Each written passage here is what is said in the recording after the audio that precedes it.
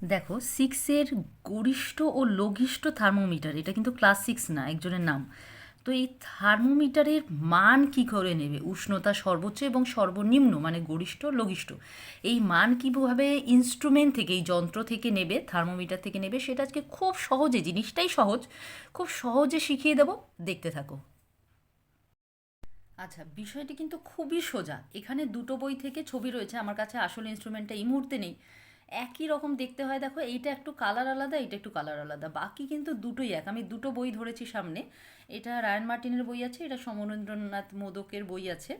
তো এই দুটো বইতে দু রকম ছবি রয়েছে। দেখো, জিনিস যদি দেখো একই, এই যে লঘিষ্ঠ, এটাও একই রকম গোল, এই দিকটাও একই, একই জিনিস, কিন্তু এটা দেখতে বেশি পরিষ্কার বলে এটা আমি রেখেছি।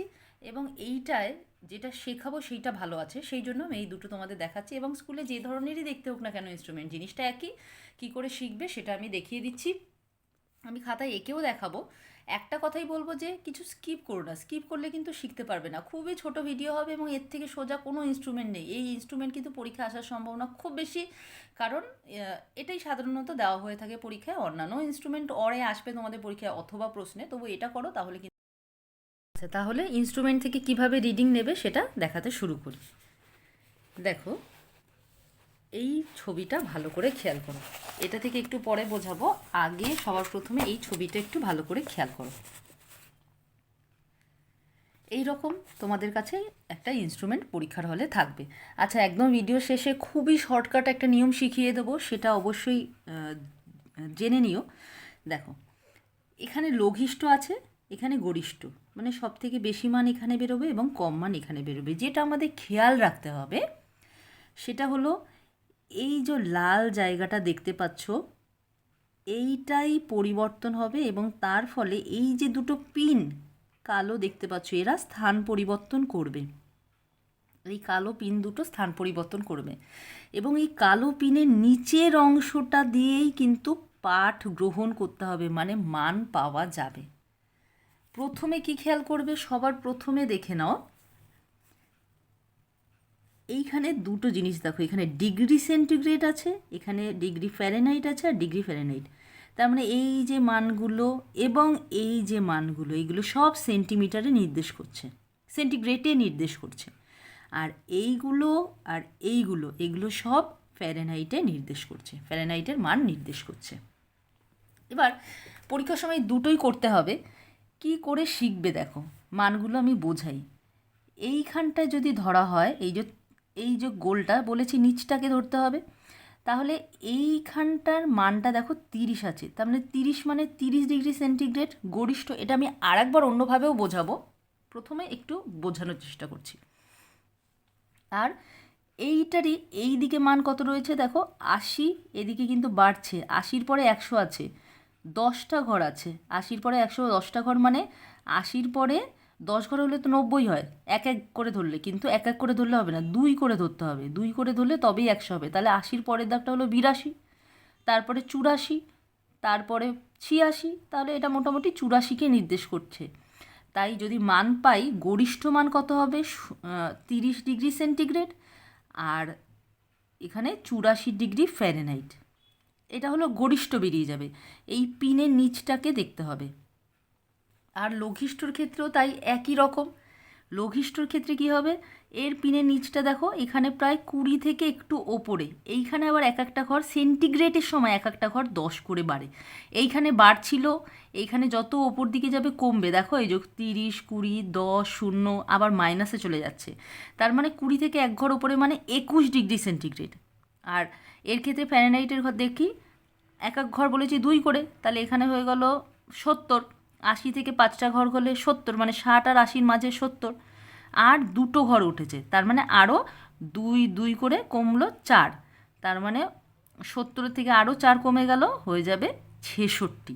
তার মানে 66 ডিগ্রি ফ্যারেনহাইট দেখাচ্ছে আর 21 ডিগ্রি সেন্টিগ্রেড দেখাচ্ছে। এবার আর একটা জায়গা থেকে শেখাই, যাদের এইটুকুতে একটু মুশকিল হলো তাদের আর একটা জায়গা থেকে দেখায়। আচ্ছা, আর একটা কথা বলি, যখন একটা সুইচ থাকে সেটা প্রেস করে এই পিন দুটোকে এই রেড লাইনের কাছে নিয়ে আসা যায়, রেড হোক ব্ল্যাক হোক সেই লাইনের কাছে নিয়ে আসা যায়।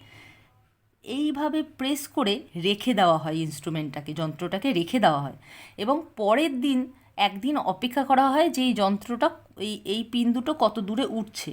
পরের দিন কি দেখা যায় যে পিন দুটো উঠে গেছে, একটু ওপরে উঠবে এবং এই রকম দেখতে লাগবে। দেখো এখানে ওই রেডের জায়গায় কালো, সেটা কোনো বড় ব্যাপার না, এটা কালো হোক লাল হোক কোনো ব্যাপার না। এই যে পিন এখানে আছে আর পিন এই দেখেছো এই কালো থেকে একটু গ্যাপ আছে, অর্থাৎ একটু উঠে গেছে। পরীক্ষার সময় তোমরা যখন দেখবে তখন এই লাইন কালো হোক বা লাল হোক এর সাথে মেশানো এখানে আছে না, এই মেশানো থাকবে না। পরীক্ষার সময় যখন ইনস্ট্রুমেন্টে দেখবে তখন এই রকম মেশানো থাকবে না, এখানে তো দুটোই মেশানো আছে, এই রেডের সাথে এখানে মেশানো থাকবে না। পরীক্ষার সময় যখন দেখবে এইগুলো একটু গ্যাপ থাকবে এবং এর নিচেরটা দিয়ে মান বের করতে হবে। এবার ওই ইনস্ট্রুমেন্টে তো মান বের করা শেখালাম, এবার এইটার মধ্যে আরেকবার মান বের করা শেখাই, দেখি তোমরা বুঝতে পারো কি না। দেখো এখানে আর এক রকম দেখতে ইনস্ট্রুমেন্টটা থার্মোমিটারই, কিন্তু আলাদা কিচ্ছু নেই, এটাও থার্মোমিটার ওটাও থার্মোমিটার। কোন স্কুলে কোনটা থাকবে ঠিক নেই, সেই কারণে দুটোতেই আমি শিখিয়ে দিচ্ছি। দেখো এই কালোটা বা এই লালটা একই জিনিস, এটা হলো পারদ আর এই দুটো হলো পিন। এবার কি বলেছি, এই পিনটার নিচের জায়গাটা দিয়েই মান নির্দেশ হবে।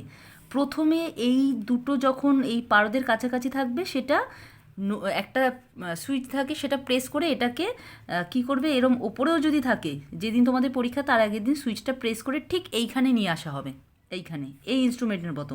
এবার একদিন রেখে দেওয়া হবে এই জিনিসটাকে স্কুলের মধ্যেই, এবং একদিন পর এই সূচকটা আবার উঠে যাবে এবং যেখানেই সূচক থাকুক না কেন তোমার কাজ হলো এই সূচকের নিচটা কোথায় আছে সেই অনুযায়ী মান নির্ণয় করা। আগে যেমন মান নির্ণয় করা জিনিসটা দেখিয়েছি বুঝিয়েছি, এখনও একইভাবে করতে হবে, এর নিচটা কোথায় আছে। দেখো এই পিনের নিচটা আছে এই সেন্টিগ্রেডের ক্ষেত্রে 0, তাহলে এটার মান পরিষ্কার 0 ডিগ্রি হয়ে যাবে।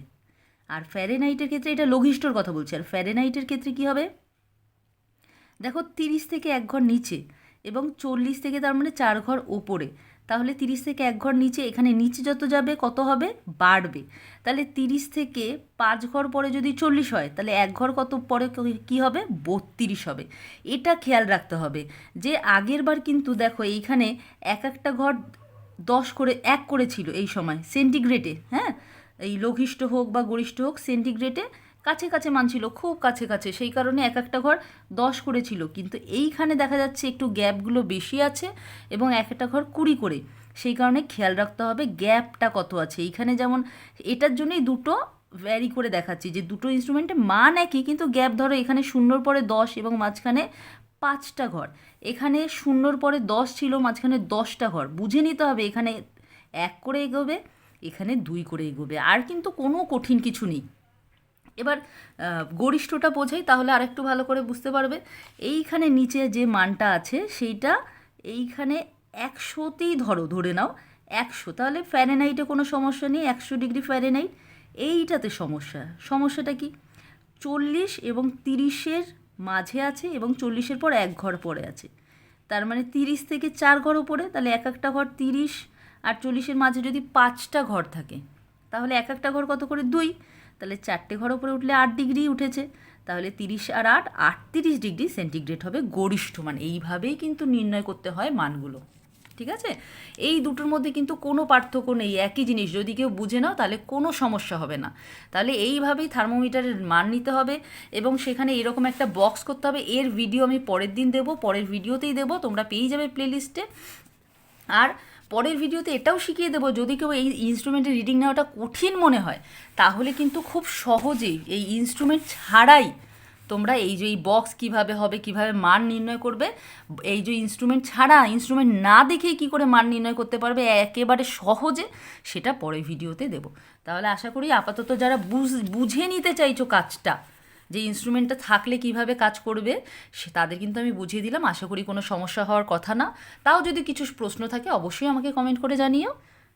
তাহলে আজকের জন্য এখানেই শেষ করছি, খুব তাড়াতাড়ি তোমাদের প্রয়োজনীয় আরও অনেক ভিডিও নিয়ে আসতে চলেছি।